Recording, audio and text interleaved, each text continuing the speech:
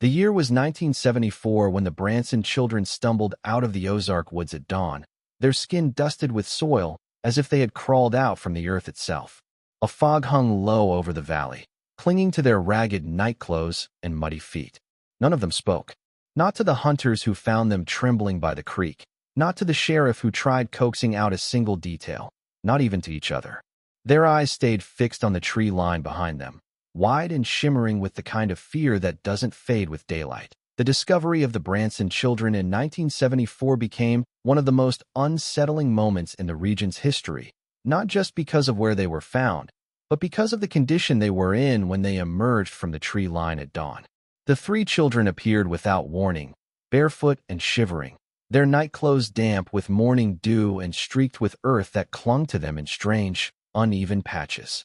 Hunters out early that morning spotted them first, standing in a row along the edge of the creek as if they had been placed there deliberately. None of the children cried or called for help. They only stared ahead, eyes wide and red-rimmed, as if they had witnessed something so dreadful that their minds had retreated deep inside to escape it. The hunters approached cautiously, noting the children's pale skin and cracked lips, signs suggesting they had been outside for hours, possibly the entire night. Yet their feet showed no signs of cuts or injuries, which made no sense given the harsh terrain of the Ozark woods. When the sheriff arrived, he tried to speak softly to the eldest child, hoping to coax out a word, a nod, any sign of recognition. But the children refused to speak. Their lips trembled but never formed a sound. What rattled the adults most was how the siblings clung to each other without looking away from the forest behind them, as if breaking eye contact with the dark woods would invite something terrible to step out from the shadows. Even when the sheriff gently guided them toward his vehicle, each step seemed forced, their bodies rigid and hesitant, like they expected the ground beneath them to shift at any moment. Medical staff later confirmed they were dehydrated and exhausted, yet none of them bore bruises, cuts, or signs of physical harm. This led to more confusion, since their clothes were torn at the seams, smeared with soil and patterns that suggested they had been pulled or dragged through dirt. Despite their silence, the youngest began shaking uncontrollably whenever asked about the night before, burying his face into his sister's shoulder until the questioning stopped. The unsettling contrast of their unharmed bodies and traumatized expressions left investigators unnerved. Rumors spread immediately in the nearby town. Some said the children had escaped a hidden cult deep within the mountains. Others whispered that something in the woods had taken their parents and let only the children go. The sheriff dismissed these tales publicly, but privately he admitted the discovery felt wrong in a way he couldn't articulate, as if the children had not simply walked out of the woods, but had been released by something that decided to let them go only because it wanted something else in return. When search teams reached the Branson homestead, the scene they encountered shattered any expectation of a simple family disappearance. The farm sat unervingly still, as though time itself had stopped the moment the last adult drew breath. The front door hung slightly ajar, swaying in the soft morning breeze despite no wind strong enough to move it. Inside, the dining table was set for 5, with plates of food partially eaten and a pot of stew on the stove burnt into a black crust, suggesting hours had passed without anyone tending to it. Chairs were pushed back as if the adults had risen suddenly, perhaps in response to a noise outside or something felt rather than heard. A sense of interruption hung in the air, not chaos. Nothing was broken, nothing stolen, and no sign of a struggle marked the floorboards or walls. It was as if the Branson parents simply stood up and walked out mid-meal, leaving everything frozen in that moment. The search teams combed through every room, calling out the parents' names, expecting to find them injured or hiding. Instead, they found half-folded laundry on the sofa, a radio still humming with static, and a lantern lit in the hallway, its flame nearly spent. The children's beds were unmade, blankets twisted, but not violently. More like the children had climbed out in the middle of the night and never returned. The eeriest detail was the absence of family photographs. The frames still hung on the walls, but the pictures inside them were gone, leaving only faded outlines where the images had once been. No one could explain who removed them or why. Outside, the search expanded across the farmland. Fresh footprints, adult-sized, led from the back porch to the edge of the cornfield, where they abruptly disappeared, not fading out gradually, but vanishing completely, as if the person had been lifted straight off the ground. The barns offered no answers either. Tools were lined up neatly, the tractor still warm, but one of the barn doors was split slightly at the base, revealing dark soil pushed upward from below, like something had forced its way toward the surface. The livestock had not been fed, yet the animals stood silent and tense, refusing to approach certain corners of their pens. Even the search dogs behaved strangely, whining and pulling against their handlers when nudged toward the woods. Every detail pointed to a sudden departure, but one without reason, explanation, or human pattern. Investigators walked the property again and again, hoping to find a trace of the Branson adults, a torn piece of fabric, a dropped object, a clue to where they'd gone in such haste. But the land kept its silence. It offered no footprints, no broken branches, no trail. The adults had vanished so completely it felt less like they walked away and more like they were taken, erased from their own lives in an instant no one could witness or understand. As search teams pushed deeper into the woods surrounding the Branson homestead, a tension settled over them that no one could explain in rational terms. These woods were familiar territory to most of the locals, places they had hunted, hiked, and camped in since childhood. But in the days following the children's discovery, the forest seemed altered in subtle, yet deeply disturbing ways. Paths that had existed for decades appeared to twist into new shapes or end abruptly at dense walls of brush.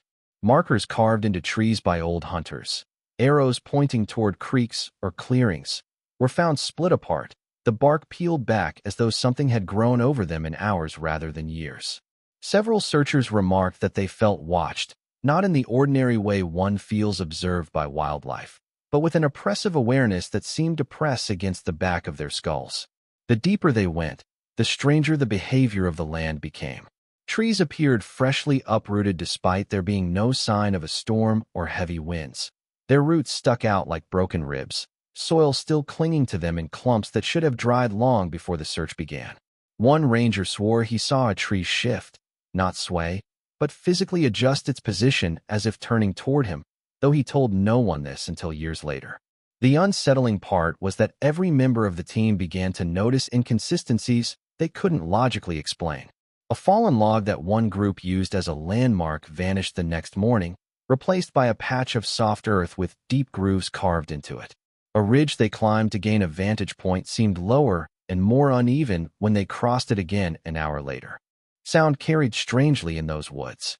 Whistles floated between the trees, not the kind made by a person or bird, but long, hollow notes that rose and fell without rhythm. No matter where the teams turned, the whistles always seemed to come from just beyond their reach, following them like a presence that never needed to be seen to be felt. As dusk approached, the forest grew even more unsettling. Shadows stretched in ways that didn't match the position of the setting sun, and the air grew dense, heavy enough to make breathing feel like swallowing warm water. The dogs that were brought in refused to venture further, growling low with their ears pinned back, bodies trembling as though something deep within the soil itself warned them to turn around. The more the forest shifted, the clearer it became that something was guiding the pathways and rearranging the terrain. Not randomly, but deliberately, as if it wished to keep outsiders away from whatever truth lay hidden beneath the roots and soil where the Branson family had last been seen. The children's drawings became the first real glimpse into whatever horror had unfolded before dawn, though no adult could understand their full meaning at the time. The youngest Branson child, barely 6 years old, was the first to begin sketching. Nurses initially encouraged it, thinking drawing might coax the child into communicating, but what emerged from his trembling hands unsettled everyone who saw them. The drawings were crude, made in harsh strokes of charcoal that smeared across the page, yet they carried a strange precision in the way certain shapes repeated with obsessive consistency. Every page featured tall, human-like figures, adults, presumably, drawn with hollow circles where their faces should have been. These faceless silhouettes were always shown leaning, reaching, or crouching over smaller shapes that resembled the Branson children themselves. The hands of the adult figures were long and blackened, stretching impossibly thin like roots pulled taut under strain. One drawing in particular struck the sheriff with a jolt of unease. It showed the farm's backyard with frightening accuracy. The crooked fence, the old oak tree, the barn door hanging slightly open. But beneath the barn, the ground was depicted split into jagged fissures, and from the darkness beneath the floorboards rose dozens of spindly hands. They wrapped around the legs of the faceless adults, dragging them downward into the soil. The charcoal marks grew thicker at the base of the page, as if the child had pressed harder and harder until the paper nearly tore. When the sheriff asked who the figures were, the child only pushed the drawing away and curled against his sibling, refusing to look at the page again. As hours passed, more drawings surfaced. Some showed the Branson family sitting at the dinner table, but with the window behind them filled by tall, looming shapes pressed against the glass. Others depicted the woods, with trees bending inward unnaturally, their trunks warped as if bowing towards something hidden underground. Not a single drawing included the parents standing upright. In all of them, the adults were either faceless, sinking, or being swallowed by the earth itself. What disturbed investigators most were the claw-like marks lining the edges of several pages, as though the child had dragged the charcoal stick across the paper in a frantic attempt to finish before something caught up to him. Psychologists attempted to interpret the drawings, proposing that the children were expressing trauma through symbolism, but none of their explanations fit the strange consistency between the siblings' illustrations. Each child, even without speaking to the others or seeing their sketches, drew the same faceless figures and the same long hands rising from the ground. The images suggested not just fear, but memory, memories of something that crawled up from beneath the soil, something that took the adults while sparing the children for reasons no one could understand. The discovery of the buried room beneath the Branson barn marked the moment when the investigation shifted from a missing persons case to something far darker. It was found almost by accident after one of the deputies noticed a thin crack running along the barn's foundation, a fracture that hadn't been there days earlier.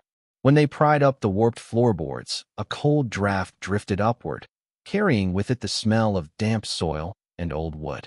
Flashlights revealed a narrow staircase carved crudely into the earth, as though someone had dug it out by hand rather than with proper tools.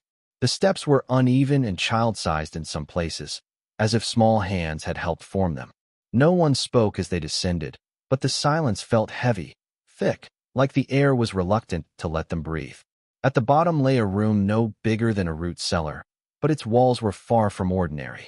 Dozens of wooden dolls were nailed into the dirt-packed surface, each one carved out of rough branches with twine wrapped tightly around their torsos. They hung crookedly, heads tilted, arms stretched outward like they were reaching for help.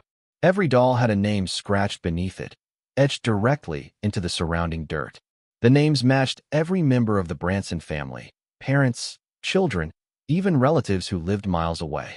Some dolls looked freshly made, their bark still pliable and light in color, while others were dark, brittle, and crumbling into dust. The arrangement suggested some were much older than others, as though the ritual of creating them had been carried on for generations. The most disturbing detail was the placement of the dolls representing the parents. While the dolls of the children hung loosely, as if gently pressed into the wall, the parents' effigies were nailed so deeply that splinters radiated outward from the puncture points. The twine around their torsos was knotted so tightly the wood beneath it had split. One deputy reached for a doll, brushing it accidentally, and the entire wall shuddered as if something beneath the earth shifted in response. A faint cracking sound echoed throughout the room, like roots breaking or stretching, and everyone instinctively stepped back. Scattered on the floor were remnants of dried flowers, small bones, and lumps of wax, items that hinted at ritual offerings or ceremonies performed in the hidden space. A single lantern, long extinguished, sat in the corner coated in a film of dust. No one could determine who built the room or why it had been concealed so thoroughly. The Branson parents had never mentioned anything of the sort to neighbors, and no records indicated the property ever had an underground structure. The dolls, the names, the eerie sense of age within the walls. All of it suggested a practice tied deeply to the land itself, something inherited rather than taught. It was clear that whatever had happened to the Branson adults was connected to this room, a chamber that felt less like a cellar and more like a shrine to something ancient waiting in the soil. The tape recorder found in the parents' bedroom became the most haunting piece of evidence in the entire investigation, not because of what it revealed, but because of how little it actually explained. The device was discovered sitting on the nightstand beside an unmade bed, its buttons smudged with dirt and its spool jammed as if someone had pressed record in a panic before dropping it. The sheriff picked it up expecting to hear a family argument or perhaps a final message left out of fear of an intruder, but what played back was something far more unsettling. The recording began with the faint crackle of static and the unmistakable sound of heavy breathing, ragged, strained, as though someone had run a great distance. After several seconds, the father's trembling voice came through, barely above a whisper, and his tone carried a fear so raw that even seasoned officers felt it tighten their chests. He began by saying they had waited too long, and that the roots woke up, phrasing that made no sense to anyone listening. His voice shook as he begged whoever might eventually hear the message to protect the children, insisting the land had grown hungry and that the family had failed to keep their part of some unspoken agreement. In the background, a distant thudding sound echoed intermittently, like someone pounding slowly on a wooden door or something heavy striking the ground outside in rhythmic intervals.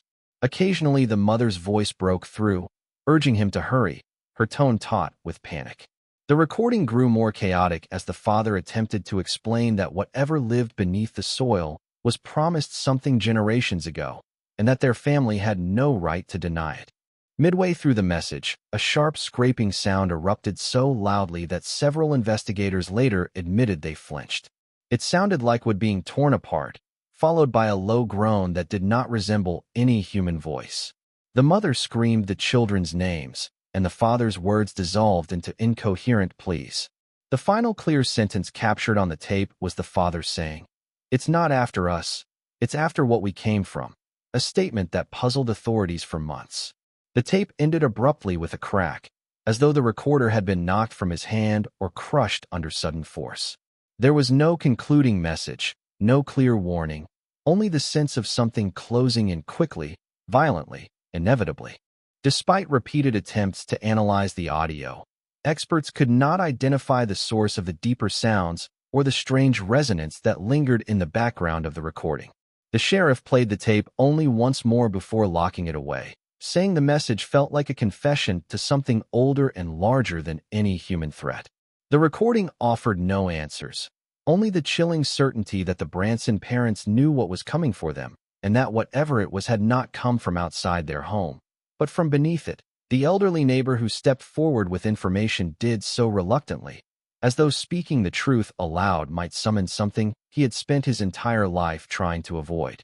He lived half a mile from the Branson property in a sagging cabin surrounded by trees older than any man alive, and when investigators approached him, he first claimed he knew nothing. But his eyes betrayed him, darting toward the woods, lingering on the shadows between the branches, studying the earth as if expecting it to shift beneath his feet. It wasn't until the sheriff mentioned the children's silence and the parents' disappearance that the old man's posture crumbled, and he reluctantly invited them inside. His home smelled of dried herbs and old leather, and on the shelves sat jars of soil arranged in neat, careful rows, each labeled with dates stretching back decades. He began with a warning. Not everything in the Ozarks could be understood by outsiders. Not everything should be asked about. The Branson family, he explained, came from a long line of settlers who had been bound to the land in ways most people no longer remembered. According to him, the earliest generations had learned quickly that the soil was not merely fertile, it was alive in a way the old families respected and feared. To keep the land from taking what it wanted, the ancestors held rituals every spring, simple acts involving offerings of food, trinkets, or blood from livestock. Nothing malicious, he insisted, just traditions meant to appease something beneath the earth, something the old folks called the deep root. These rituals weren't written down, but passed through stories, warnings from parents to children about what happened if the land was ignored. The neighbor's voice quivered as he revealed that the Bransons had stopped performing these rituals years earlier, insisting the old practices were relics of superstition. He claimed the decision had unsettled the older locals who still whispered about the deep root's anger, about how it waited patiently, but never forgot a broken promise. The man said he heard strange things from the Branson farm that spring, low vibrations in the soil and faint cries carried on windless nights. But he refused to check on the family, believing they had brought something upon themselves. When investigators pressed him for details, he only shook his head. He spoke of stories handed down through generations about people being claimed when the land was hungry, about entire households disappearing without a trace except for the children who were always spared, though no one knew why. He had hoped the stories were nothing more than old mountain folklore. But seeing the Branson children return silent and dirt-stained convinced him the old warnings had finally come true again. He ended by telling the sheriff that once the land called something back, it never stopped at just one family, and the woods had grown restless. The night screams began on the fourth evening of the search, when investigators set up temporary camps near the edge of the Branson property in hopes of covering more ground at first light. The air that night was unusually warm for early spring, and a faint mist crawled low along the soil as though rising from beneath it rather than settling down from the sky. The forest seemed unnervingly still, its usual chorus of insects and night birds strangely absent. Even the wind refused to move, leaving the tents standing stiff and silent. Most of the team fell asleep uneasy, though none admitted it out loud. A kind of pressure hung in the air, a heaviness that made every breath feel like drawing in something damp and old. Around midnight, that silence snapped. It began as a thin, wavering moan drifting from somewhere deep in the woods. At first, the deputies assumed it was an injured animal, but the sound rose and cracked in a way no creature made. It carried a tone too human to ignore and too distorted to dismiss, resonating with a pitch that sent chills rippling through the camp. Before anyone could pinpoint the source, more voices joined it, high, trembling, and layered atop one another like overlapping echoes. They weren't just cries. They were pleas, drawn out and desperate, as though coming from underground rather than from the open forest. A few officers jolted awake thinking it was the Branson children finally speaking, but the kids were miles away under supervision, still silent and still terrified. The cries that filled the night were not the voices of living children. They were smaller, sharper, rawer, threaded with a misery that felt ancient. The sounds circled the camp slowly, drifting from one direction to another with no sign of physical movement, as though carried by something gliding beneath the surface of the earth. As the cries moved closer, the ground near the tents began to tremble, just slightly at first, like the vibration of distant machinery. Then a dragging noise rose beneath the soil, slow and heavy, scraping through dirt with a rhythm that matched the thudding heard on the Branson parents' tape recording. It moved around the camp in deliberate loops, not rushing but circling, studying.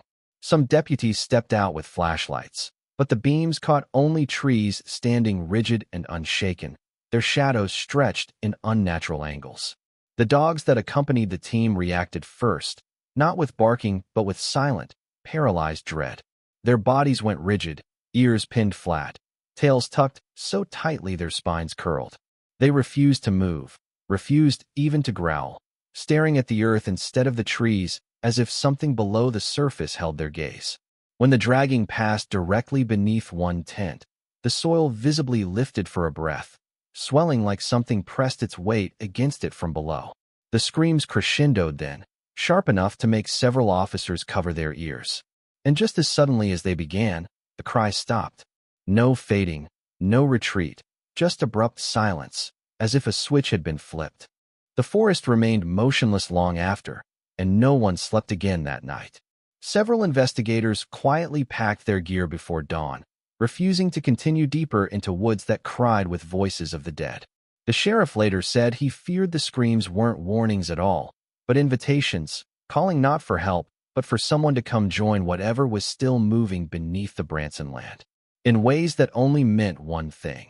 The Bransons were not the first, and they would not be the last. The vanishing of the search party happened on a night when the air felt so unnaturally dense that every breath tasted of soil, as though the forest itself was exhaling against their skin.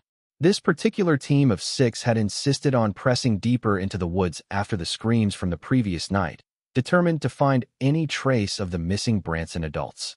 They were experienced men and women, seasoned in backwoods terrain and unshaken by the isolation of the Ozarks. But even they sensed something off as they moved into the darker regions of the forest. Birds that should have been roosting were nowhere to be heard, and every small animal trail seemed freshly abandoned, as though the wildlife had fled hours earlier. One deputy later admitted that he felt as though they had stepped over an invisible threshold, leaving the living world behind without realizing it. They set up a smaller, temporary post near a natural sinkhole, a deep hollow in the earth, ringed by skeletal trees whose roots twisted downward like fingers reaching for the crater. The sinkhole had always been there, according to locals, but none could recall it ever being so wide or so dark. The team planned to split up at dawn, but night arrived faster than expected, and with it came a faint vibration beneath their boots, a pulsing tremor that seemed to follow no rhythm, yet felt disturbingly alive. They radioed the main camp, reporting odd sounds beneath the ground, but communication crackled with static so thick their words warped into indistinct murmurs. The last transmission received was a strained whisper, "It's moving again." At sunrise, when the rest of the search effort attempted to reach them, they found the clearing empty. Not just empty of people, empty of presence. Tents were still erected, lanterns still burning low with dying fuel, radios buzzing faintly. It looked like the team had stepped away for only a moment. But scattered around the site were their boots, aligned in eerie patterns, each pair torn open along the seams.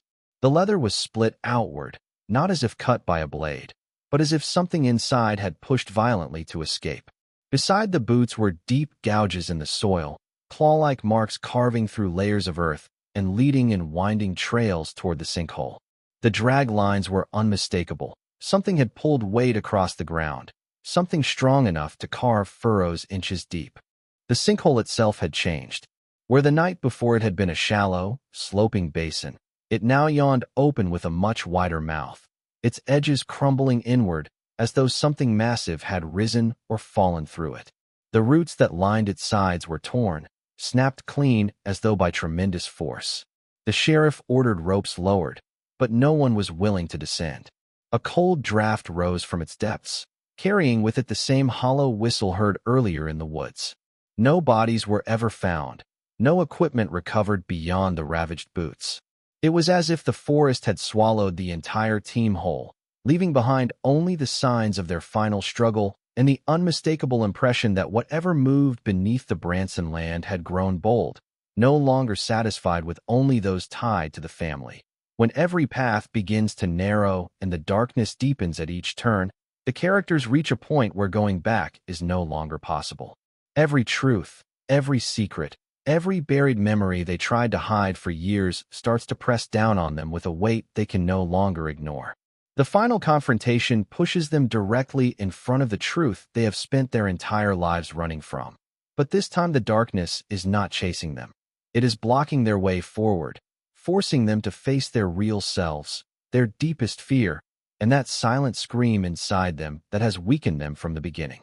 In this moment, each character realizes that what has been haunting them was not just some outside force, but a shadow tied to their own bloodline, their family's past, and the pain carried through generations. Every pair of eyes they thought they saw in the dark, every whisper echoing through the empty nights, was actually a part of their own story that they never had the courage to acknowledge. Now, when that force or presence reveals itself completely, they finally understand that this confrontation is not about physical strength or bravery. It is a test of whether they can accept the truth that has been poisoning their family for so long.